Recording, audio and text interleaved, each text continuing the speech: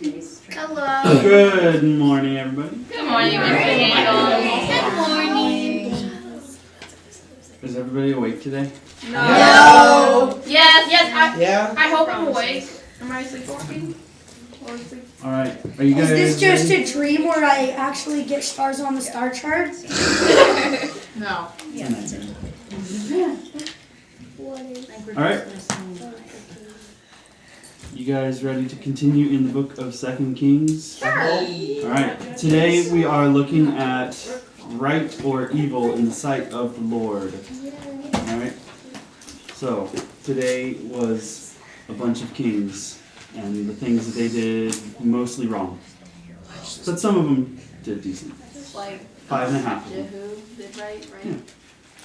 5.5 of them. 5.5 of The them. most repeated phrase, and the rest of these kings' things will be put in the Chronicles of the something or something Yeah, other. the book of the Chronicles of the Kings of Israel and Judah. All right, I would like somebody to open us in prayer. Go ahead now. Dear Heavenly Father, I hope that today we pay attention and that you speak to us through the story and that we can all do a good job and that we all have a great time today. In Jesus' name I pray. Amen. Amen. God dang it. All right, thank you. All right, so like I said, we're in 2 Kings. We have gone from Solomon's super prosperous reign through the nation of Israel being split into Israel and Judah. We saw a couple of prophets that were mainly profiting? Yeah, that's a word. Profiting to the northern kingdom and the very wicked king Ahab in Israel.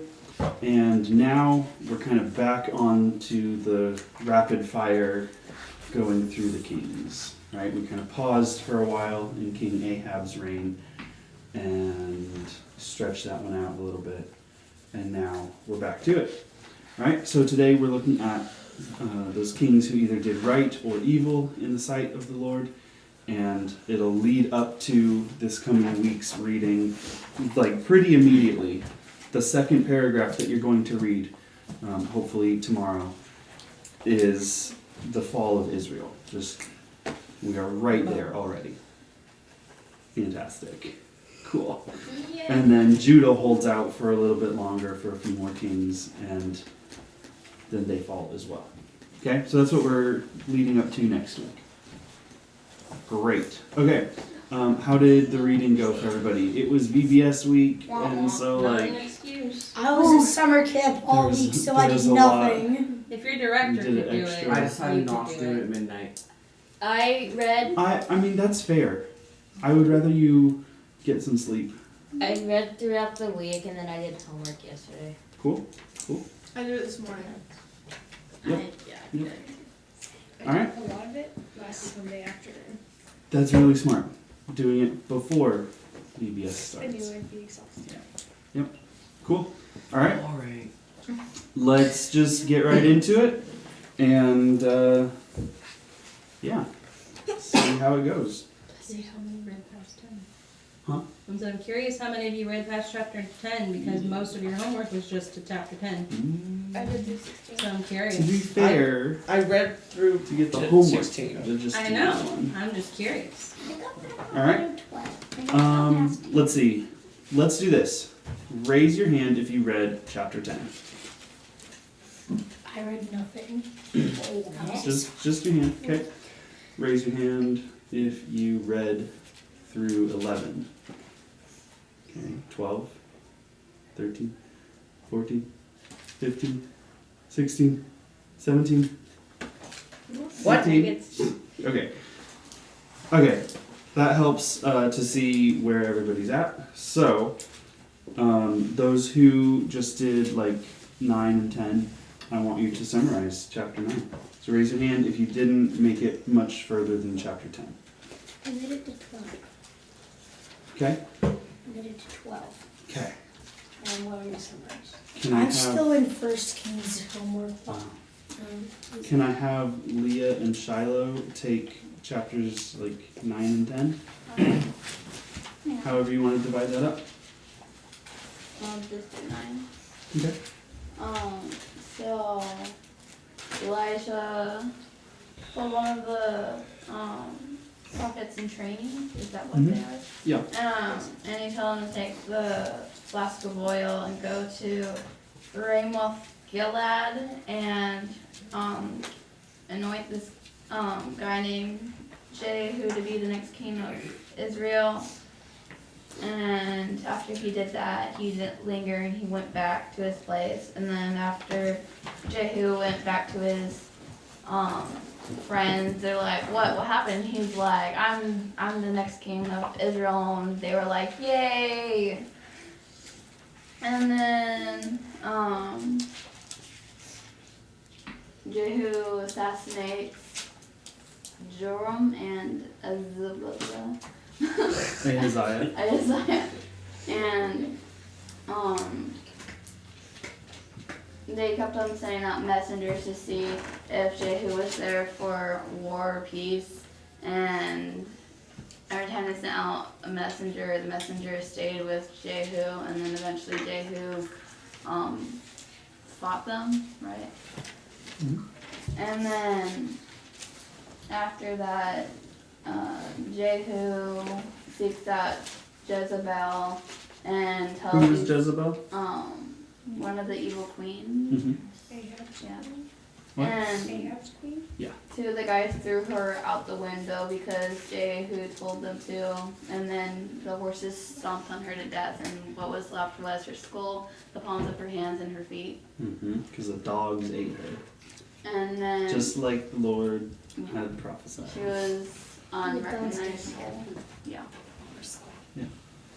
What was that last part? She was unrecognizable, like no one would be able to tell that was her dead body. Yeah. That's cool. I'm going to teach you guys a new word. Defenestrate. Defenestrate. I That didn't realize means this was kindergarten. to yeet someone out of a window. Yeah. There's So a word for that. Jezebel was defenestrated. I'm not gonna try to straight. There's a specific word for There's a it? very specific word for it. Why is there a specific word for that? Wait, That's does it weird. being thrown out of a window and get killed, or just thrown out of a window? I think it's just get thrown out of a window. She was executed by defenestration. I want to defenestrate my sister. Cool. Maybe don't defenestrate Did she fall anybody. on her head? Attention, don't recommend. Yeah, I wouldn't recommend that. myself out that one. Yes. All right. Balls are 2 inches. Are there any questions through chapter 9?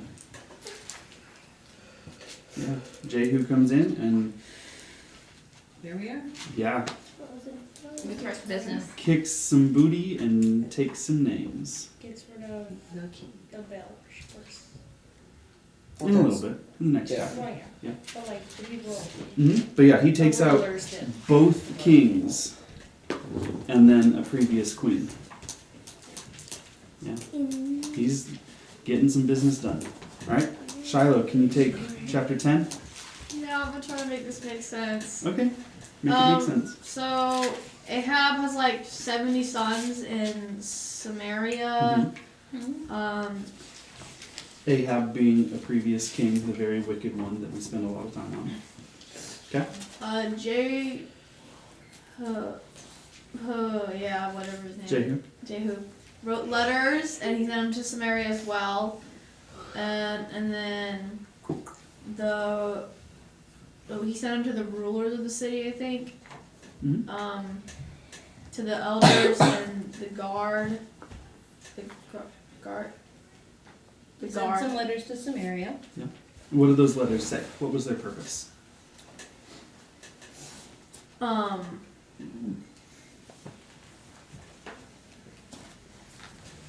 One second. I'm figuring this out. Were they like happy letters that said, like, I'm so glad that you're a son of Ahab? No. What did the letters say? What was the purpose of sending these letters?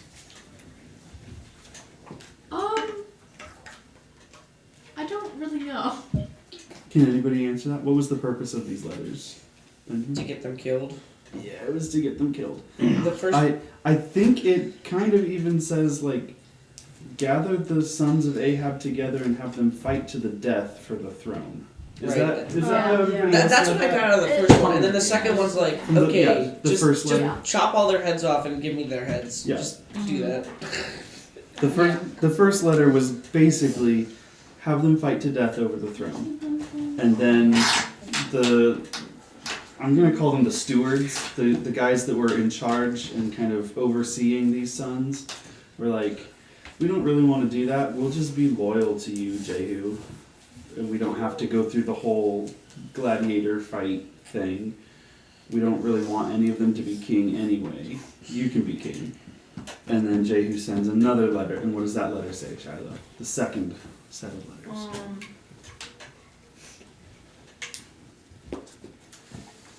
Like if you're on my side, you're like ready to follow my command. You're Mhm. ready to obey me. Verse 6. Yeah, and then take the heads of your master's sons and come to me at Jezreel Mhm.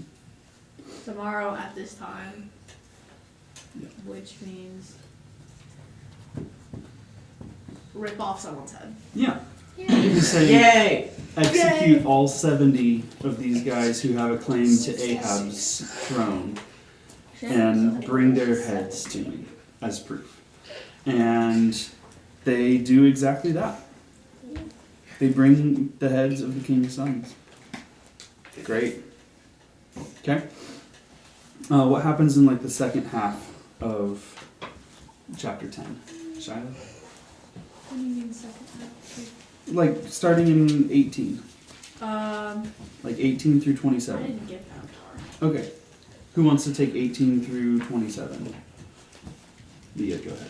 I'm sticking with those who were only at the beginning. Jehu, assembled all the people of Baal saying like, hey y'all, I worship Baal too, so let's all come to the temple of Baal and I'll do some sacrifices and stuff like that. And then once they're on side, Jehu had people standing around the entrances so no one would go out. And then I'm going to Jehu, pause you right there, and I'm going to give it to Katie to finish that story.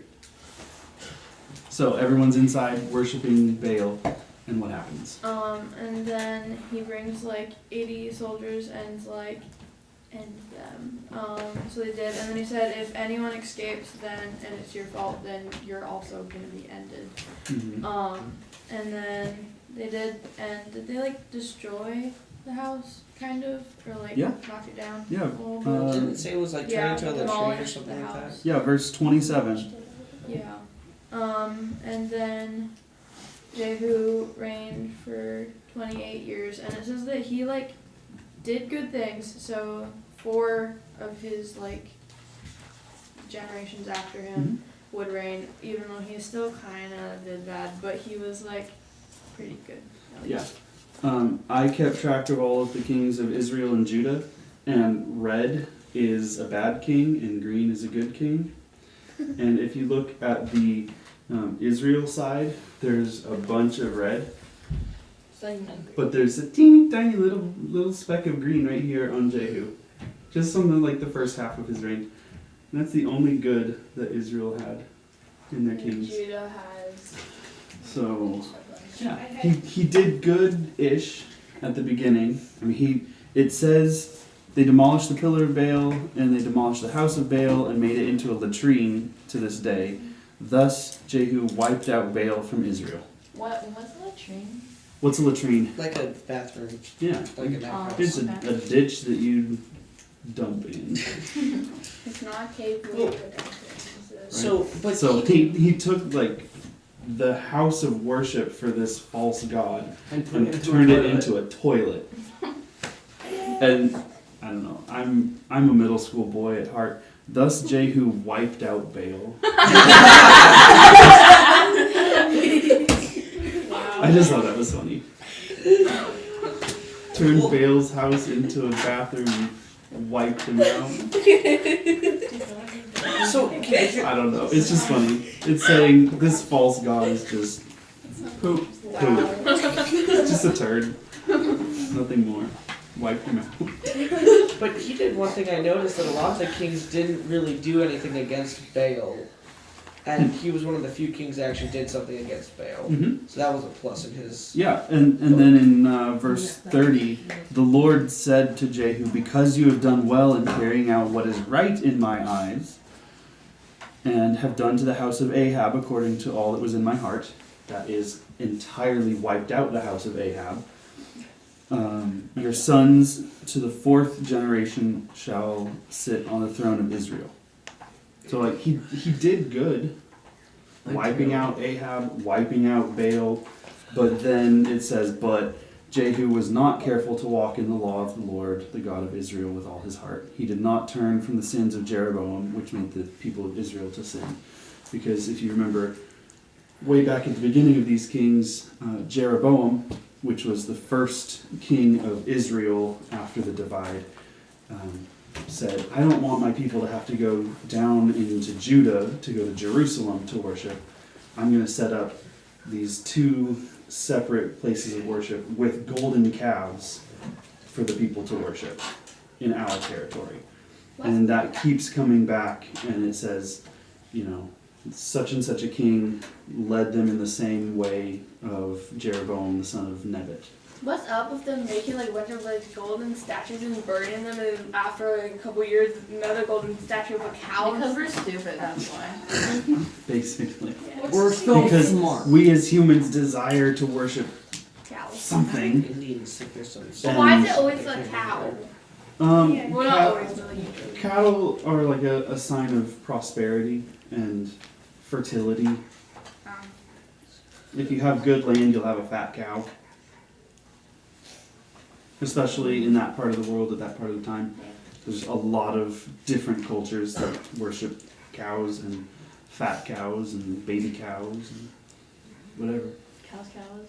Cows. Yep. All right.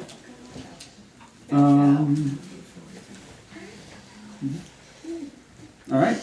Very good. So we are through chapter 10. Who wants to take 11? Jacob, you said you went 11 and 12? Yeah, I went through 12. Through 12? Okay. Does anybody want to partner with Jacob to take 11 and 12? I can. Hannah? How far did Hannah read? I read through 16. Okay. Was there anybody else who didn't make it all the way? Who's made it this far?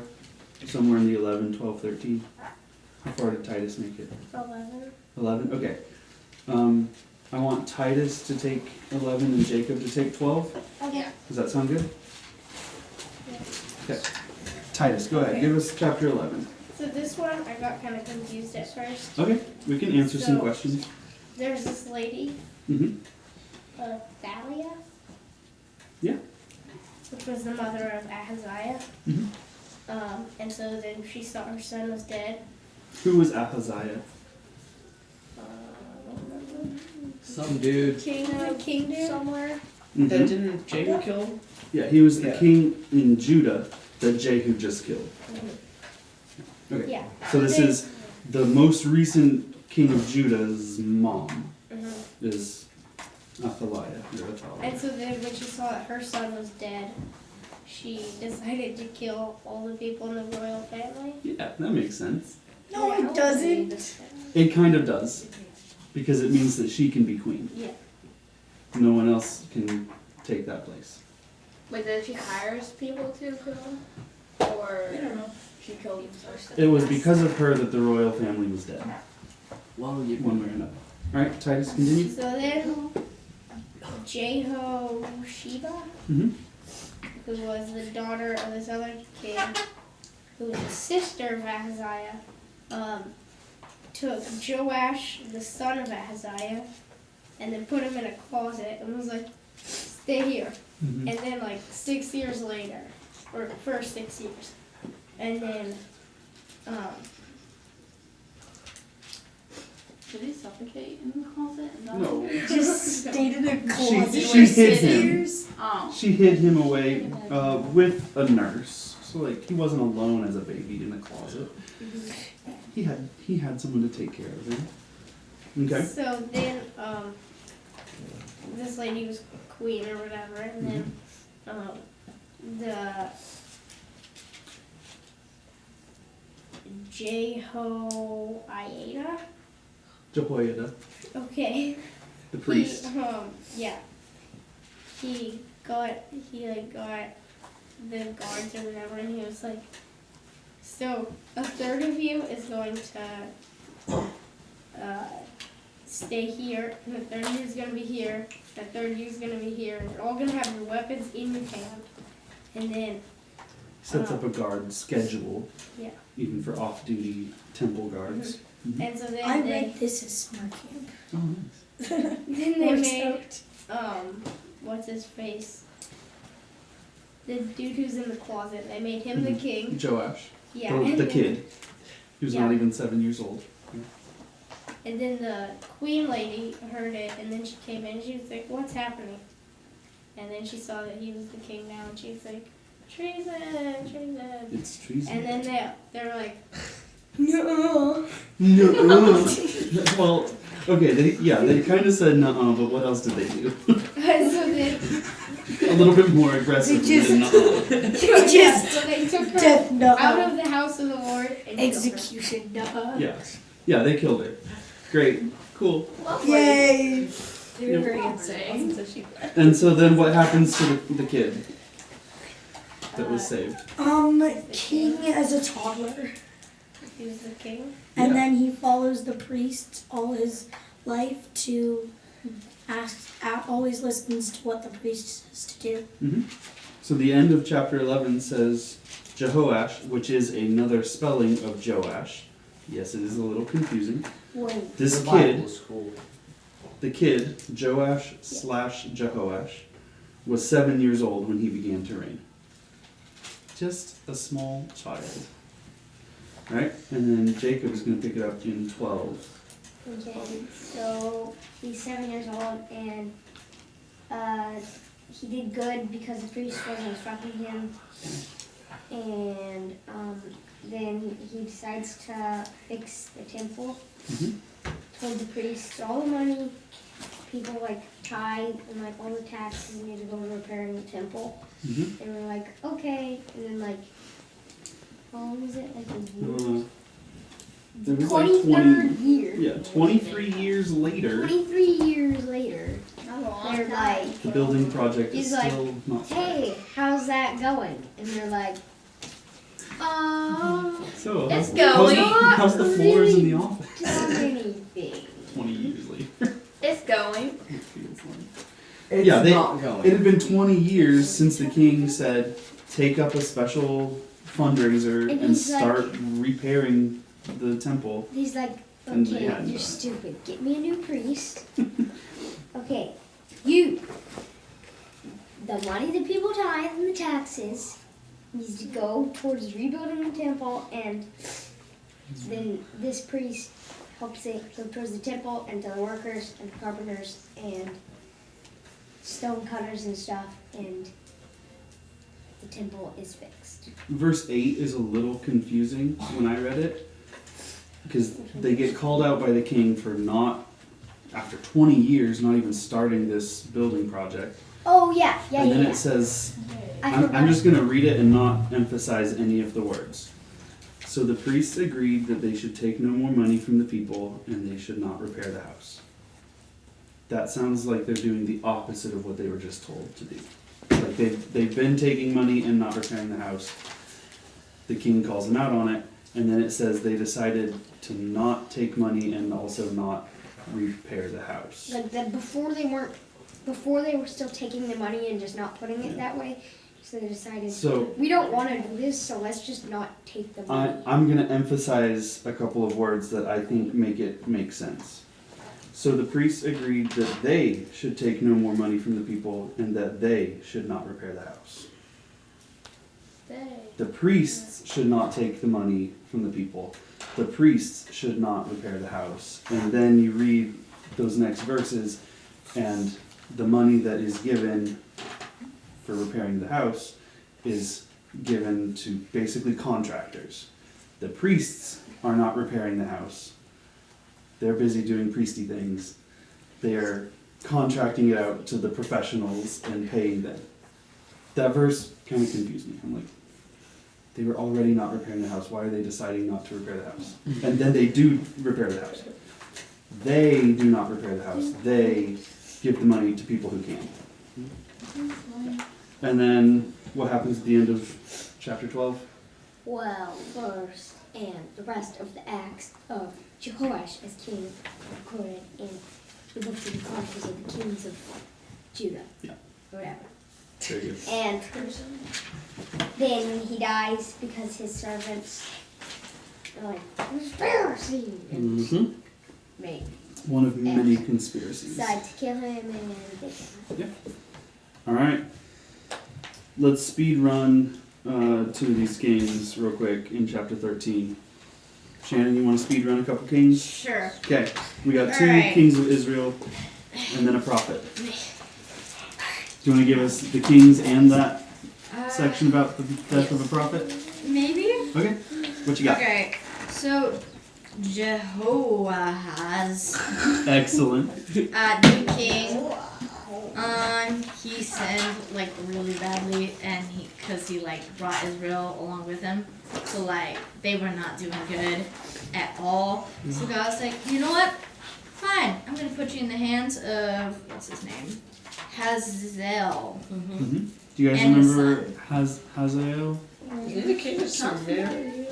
Syria. Syria. He's the king of Syria who waterboarded the previous king to Oh death. yeah. Right? What's Yeah, waterboarding? and so the It's putting a cloth over someone's face and then dumping water on it. yeah. It specifically says that's what he did to kill the king. Until they like drown. Yeah. Then Not a pleasant way to go. You're basically drowning. Jehoahaz. Yeah, sounds right. Jehoahaz was like trying to get the favor of the Lord. He's like, no. And so the Lord's like, fine. Yeah. Mhm. So then they went back to like kind of how they were living before. There's something kind of important in verse 7. Just to like show you the state of Israel's defenses right now. Yeah, they did not have a lot of army people. Yeah. It was bad. They were There's not doing good. 50 horsemen, 10 chariots, 10,000 footmen. That's not a lot. Compared to in the past where there was like 1 million. This is not great. Yeah. Their forces are dwindling and they're still being attacked. Okay? Yeah. And then later there was another king, Jehoash. We have another Jehoash, alternate Yeah. spelling Joash. Different king of Israel, not Judah. Yeah. And he also didn't really do good. Yeah. He was also sinning. Well, I mean, but like, More. yeah, it was not good. More than he should. And he kept those 2 golden calves, Yeah. the sins of Jeroboam. And then later, Elijah. I don't understand this part Okay. with the death of Elijah. I've read it, and I don't know if like my brain's just not working. Can somebody summarize the death of Elisha? Or do you want me to do it? He doesn't breathe Elisha, anymore. dead. He's like a boat. Okay. Shoot it out the window. I will take Is it? I will take the death of Elisha. Thank you. So Elisha is sick, and he's going to die of this sickness, and Joash, the king of Israel, goes down to him for like a final, prophetic word, hoping for something good, and essentially Elisha has him pull out some arrows and hit the ground a number of times, and the king chooses 3 times that he hits the ground with the arrows. And Elisha's like, you should have kept going, because this means you're only going to have victory over, is it Syria? Yep, Syria 3 times, because he only hit the ground 3 times. And Elisha's like, you should have gone like 6 or 7 or 20, because then you would have defeated Syria, but instead you're only going to have 3 victories. And then it kind of fast forwards. Elisha is dead and has been dead for a while. And there's like a side note that in this time there's bands of marauders that come in to the land, and this random dude was being buried by his friends and family, and these marauders came in and they just like tossed his body so that they could run away. And they tossed his body into the grave of Elisha and just asked the man who was thrown on the bones of Elisha if there's anything that God can't do. What happened to the man who was thrown on the bones of Elisha? He revived and stood on his feet. Yeah, dead guy thrown onto the bones of the prophet, and dead guy stood up and was like, hey, why are we all running? So does that song make more sense Okay. now? Yes. Context, biblical context for Yeah. a song. Okay, What song? rattle. That was rattle. Oh. Yeah. Dry bones, hear the word of the Lord. Yeah. Live. That also calls to Ezekiel, which we'll get to later. Alright, and then Hazael, the king of Syria, oppresses and attacks Israel, and Joash fights him and has how many victories do we think he's got? 3. The exact number of times that he struck the ground with the arrows. So Elisha predicted that, died, didn't even get to see the fulfillment of that prophecy, but it still came true. That's how prophecies work when they're from the Lord. Alright? 14. Who wants to take 14? Hannah? Yeah. Go for it. Did you do I got us through 13. Oh, you did. Okay. So pick us up with Amaziah, king of Judah. So he pretty much he begins his reign faithfully, defeating Edom, but soon pride leads him into challenging Israel's Joash, resulting in Judah's defeat and the destruction of Jerusalem's walls. Yeah. Amaziah is later assassinated in Israel, and then Jeroboam II reigns and expands the kingdom's borders, fulfilling a prophecy by Jonah, which says in verse 25, it says that he restored the border of Israel from Lebo-Hamath as far as the sea of the Arabah, according to the word of the Lord, the God of Israel, which he spoke by his servant Jonah, the son of Amittai, the prophet, who was from Gath. So we have a little bit of just like a name drop of a prophet that we know, Jonah. And yes, That's as the far Jonah? as we can tell, it is the Jonah, because here it's Jonah the son of Amittai. And if you look at the very beginning of the book of Jonah, it is Jonah the son of Amittai, the prophet of God. So as far as we can tell, but we also know how names like to be the same a lot. But it is name the son of name, and they match. And most of them don't have the same father and the same Yeah. son. Most of them, that's how we distinguish them in the Bible as being different, is that their That's father why. is different. That's why for some of these I wrote, Jehoash the son of whoever, because it's That's how you we have know two that. same first names, but their last name is different, or their father's name is different. Yeah, again, Jeroboam didn't follow the Lord completely, Yeah. but he in the end of the chapter he just put to the rest with When his it's father. so their last names are basically their father's name. At this time, yeah, First name. yeah, it's so and so the son of such and such, and that's how you can tell them apart. Okay. So yeah, we have a good king in Judah, but then he's prideful and gets himself captured and gets his capital city kind of not fully destroyed, but disrupted. And then we have a bad king in Israel who did some decent things, but overall is called an evil king. Right? Chapter 15. I'll give it a shot. Alright. So, Azariah takes over, son of Amaziah. Mhm. We won't say that. And he began to Which part is he the king of? Israel or Judah? Israel. You want to try that again? Oh, the king of Israel. Oh, in the 27th year of the king of Israel. There you go. And then Azariah became the king of Judah. There you go. And he was 16 when he began to reign. and he reigned, and Raise your hand if you're 16. I was gonna say what? How would you like to be king? Yes. Or queen. Raise your hand, King. King Shannon. Raise your hand. Yeah. Okay. I don't think it's as Okay. bad as like having Enoch be king. Hannah is. King or anything. All right. Oh, 17. That was just for a little context. This king is y'all's age. All right, And Benjamin, go then ahead. it says he did good, but he didn't take down the high places for Baal or whatever foreign gods, and so he did good, but he didn't do good enough. And then it says that he slept with his fathers after he died, and the rest of his stuff was stored in the chronicles of the kings.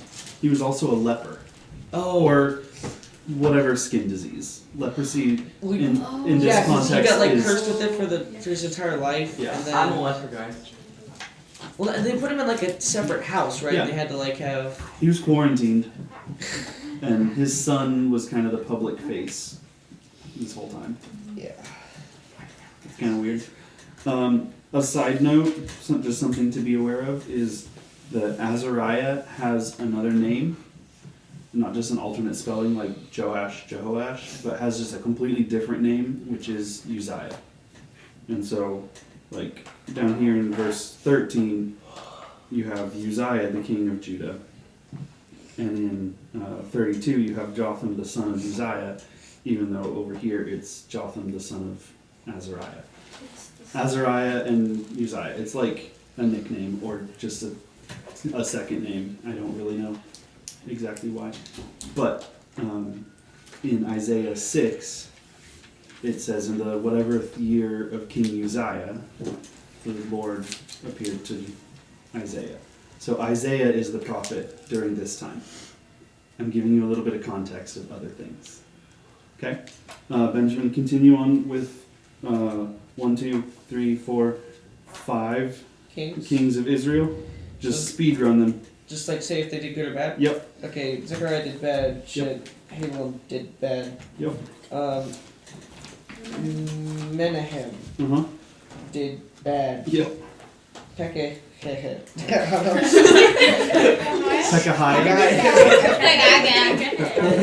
Probably did that. he did evil. And then Pekah did evil. Yeah. Yeah. Let's see. Shalom, the second king there, he's the one that it doesn't specifically say that he did evil, but he also like conspired and assassinated the king before him and then reigned for a grand total of 1 month. He didn't have time to do much more evil than that. So it doesn't specifically say that he did evil in the sight of the Lord, but it's heavily implied that he just wasn't good. He didn't do enough for it to be put down, Yeah. but he did do bad. But, you know, everything else that he did is recorded in the book of the Chronicles of the Kings of Israel, Wait, which is we that don't book? have. which we don't have. Daniel, does that book still exist? I or wish- is- I don't think it even exists still. It could. Like, it was written down, it fully existed at that time. It was a historical book that they could open and read alongside their biblical scrolls. Yeah, you could go to the library and be like, do you have the book of the Chronicles of the Kings of Israel? And they'd be like, oh yeah, it's in the Chronicles of the Kings of Israel section.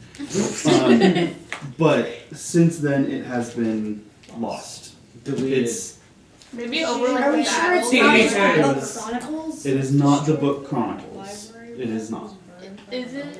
It was very possibly in the Library of Alexandria that was burned by, I think, Julius Caesar.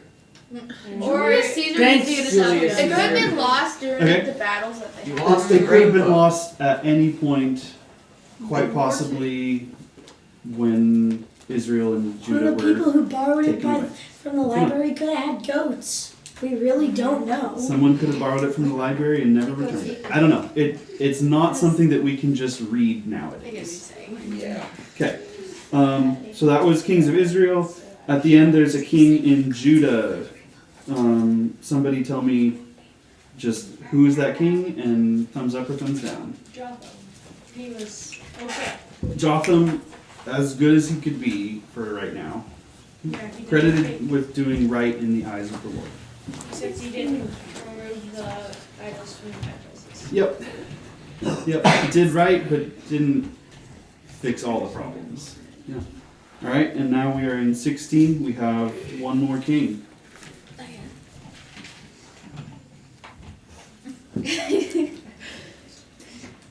Lucy, go ahead. Okay, so there's, in 16 we read about Ahaz, king of Judah. He's a bad king. And even though he's the king of Judah, it says in verse 3, he walked in the way of the kings of Israel. So, like, he was bad. Yeah. Remember, kings of Israel is the red list over here. Walking in the way of the kings of Israel, not a great idea. Yeah. Unless it's half of Jehu.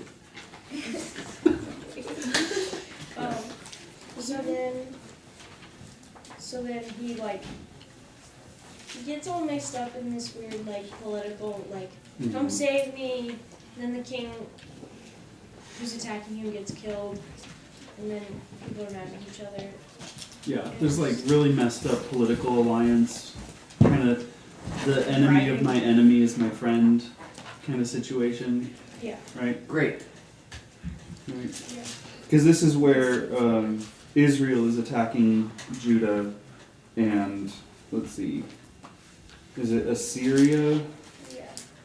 Syria is attacking him. We have Syria and Assyria, two separate kind of antagonistic nations to Israel and Judah.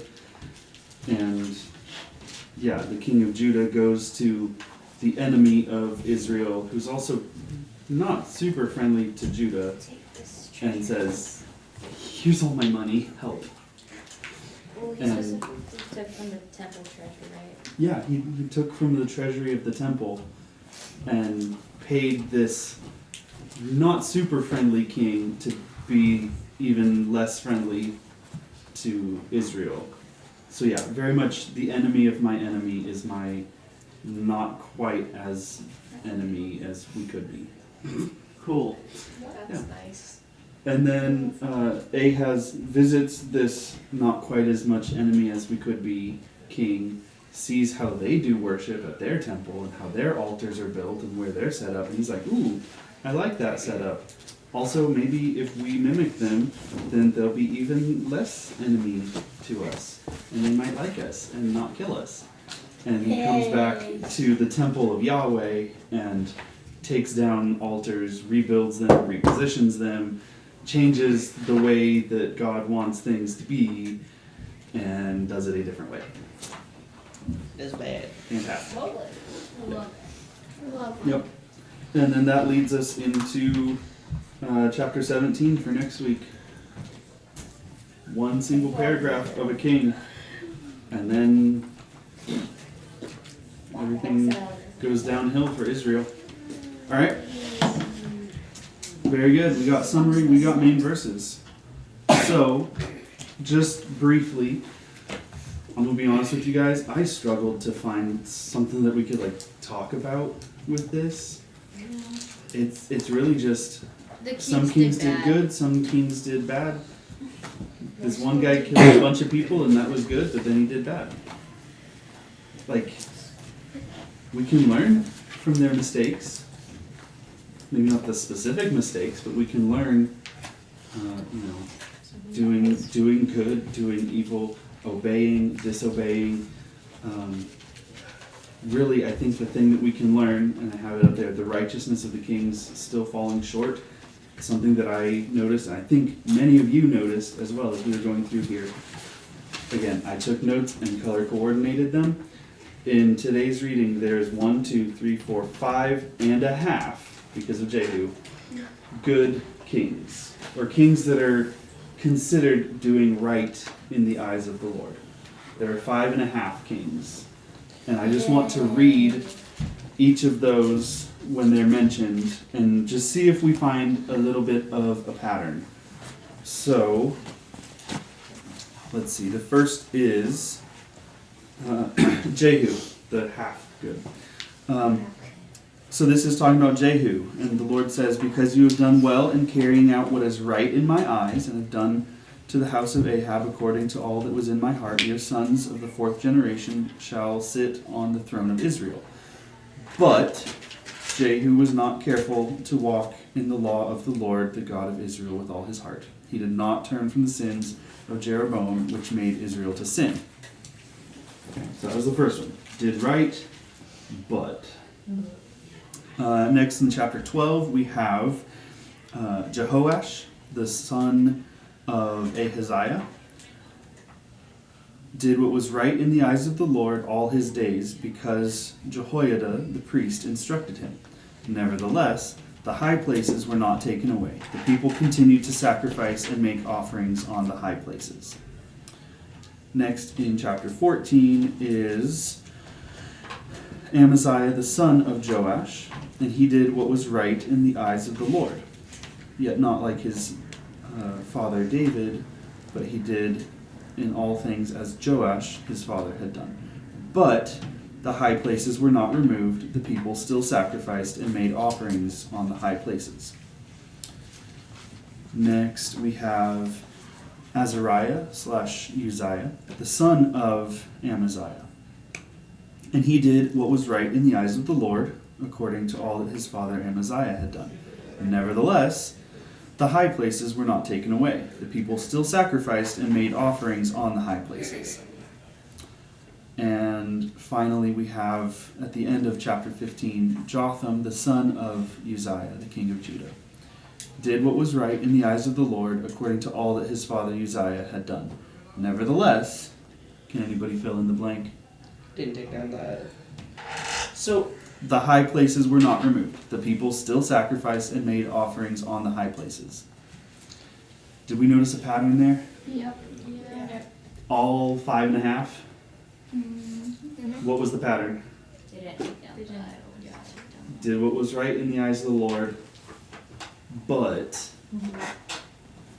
still allowed the people to worship other gods.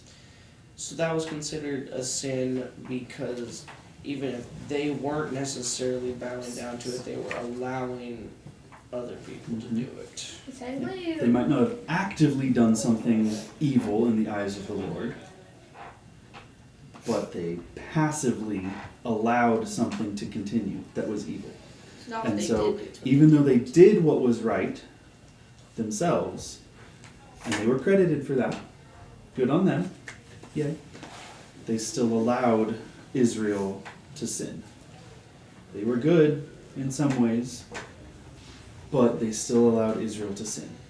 So even these 5.5 good kings, which is as good as they can get on here, they still fell short of God's expectation, which was to lead the people back to him. The job of the king, the leader of the nation, is to bring the people back to Yahweh. And they didn't. Even Jehu, he did great in getting rid of this other god. And then as soon as he got rid of Baal and wiped Baal out, he said, all right, let's go to these golden cows and worship. Is that any better? So close. let's do exactly Like, what. he was going in the right direction, and then just like, right, got rid of one false god so that we can worship these other ones. So close. He was going in the right direction, but then just like face planted at the finish line, right? And the rest of these kings, they did good things. Some things that just aren't mentioned. They did what was right in the eyes of the Lord. Read more about it in this other book that we don't have. They did what was right, but they didn't turn Israel back to the Lord. They did good things that God approved of, but it wasn't good enough. Can we do good enough? No. We can live amazing, productive, good lives, but is that good enough for God? It's never going to be good enough. Anything that we do is not going to be good enough. All right? What does Romans 3:23 say? For all have sinned and fall short of the glory of God. Yeah, fall short. All right, that would be Jehu, doing good until the very end, face planted, right? Falling short, right? It's like, shooting an arrow at a target, and you got it lined up just right, and you shoot, but then it just hits the ground. It comes up short, right? And the target that we're shooting for is perfection. And that target, no matter how good of an archer we are, no matter how in tune our arrows are, no matter the strength of our bow, that target is always just too far. But we have Jesus. And do you know what Jesus does? Picks up that arrow and puts it right on the bullseye. He picks up the arrow and puts it right on the bullseye. Huzzah. We can never reach that target, but Jesus. We're shooting Nerf guns at Amen. the target that's 200 feet away. It's And taking he's Nerf shooting a guns to the sniper shooting rifle at it. There you go. Whatever analogy works and allows you to understand. We cannot do it. These kings who did good could not do it. Jesus does it. Not just can. He does it. Every time. Drop. Perfect record. Mic drop. Mic drop. No further discussion. Class Jesus. dismissed. Dear Lord, thank you so much that we are not good enough. Thank you that we fail. Thank you that we can never live up to your standards. Thank you that you are perfect. That you sent your perfect Son to be perfect because we cannot be. Because we come up short every single time. Because some of us turn around and shoot the arrow in the opposite direction. And yet, Jesus still picks that arrow up and puts it right in the bullseye. Thank you so much that despite our shortcomings, you still love us, and you have given us the opportunity to still receive the medal or the trophy for perfect accuracy because of your Son. Because he died a perfect death, lived a perfect life, died for us, and raised in his own power. And then thank you so much that you have given that very same power to us, so we have something to look forward to. That when we die from this earth, we are still raised to new life. Perfect life. That we don't have to struggle through doing what's wrong. We don't have to struggle through falling short anymore, but that we will be with you forever, perfectly, and in perfect fellowship with you. Thank you that we can look forward to that, and that we can use that to get us through this imperfect life. And it's in the name of the perfect Savior, Jesus Christ, that I pray.